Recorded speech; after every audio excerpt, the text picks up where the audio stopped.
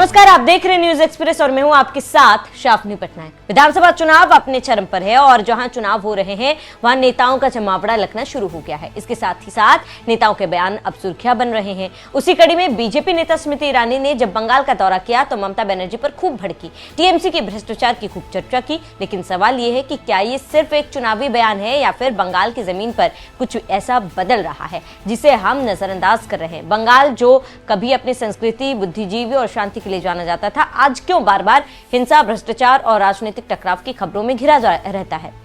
यही सवाल उठाते हुए स्मृति ईरानी ने टीएमसी सरकार पर सीधा आरोप लगाया। उन्होंने कहा, अब बंगाल की जनता बदलाव चाहती है, एक ऐसा बदलाव जिसमें ना भ्रष्टाचार हो ना डर का माहौल। लेकिन राजनीति में हर आरोप के पीछे एक कहानी होती है और हर कहानी के पीछे एक सियासी मकसद। बीजेपी का आरोप है कि तृणमूल कांग्रेस के शासन में भ्रष्टाचार सिस्टम बन चुका है, चाहे वह शिक्षक भर्ती घोटाला हो या फिर स्थानीय स्तर पर कटमनी का मुद्दा। बीजेपी इन घटनाओं को जनता के गुस्से से जोड़कर पेश कर रही है।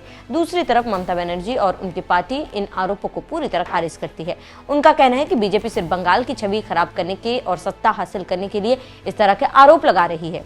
एक तरफ बीजेपी है जो भ्रष्टाचार मुक्त बंगाल का नारा दे रही, दूसरी तरफ टीएमसी है जो खुद को बंगाल की अस्मिता का रक्षक बताती है। स्मृति ईरानी ने अपने बयान में एक और अहम बात की है। उन्होंने कहा, महिलाओं की गरिमा बनाए रखने के लिए बीजेपी का सत्ता में आना जरूरी है। ये बयान सीधे तौर पर उन घटनाओं की ओर इशारा करता है जहां महिलाओं के खिलाफ अपराध को लेकर राज्य सरकार पर सवाल उठे हैं। बीजेपी इन मुद्दों को राष्ट्र स्तर पर उठाकर बंगाल की कानून व्यवस्था को कटघरे में खड़ा कर रही है। जानकारी देते चले कि बंगाल राजनीति हमेशा भावनाओं, पहचान, स्थानीय मुद्दों के इर्द गिर्द घूमती रहती है। ममता बनर्जी ने खुद को दीदी के रूप में स्थापित किया है, एक ऐसी नेता जो सीधे जनता से जुड़ी है। उनकी योजनाएं जैसे लक्ष्मी भंडार और कन्याश्री आज भी लाखों लोगों तक पहुंचती है। यही वजह है कि तमाम आरोपों के बावजूद टीएमसी की पकड़ कमजोर नहीं हुई। बीजेपी जानती है कि बंगाल में सीधे सत्ता हासिल करना आसान नहीं है, इसलिए पार्टी ने अपना फोकस 3 बड़े मुद्दों पर रखा है: भ्रष्टाचार, हिंसा, महिला सुरक्षा।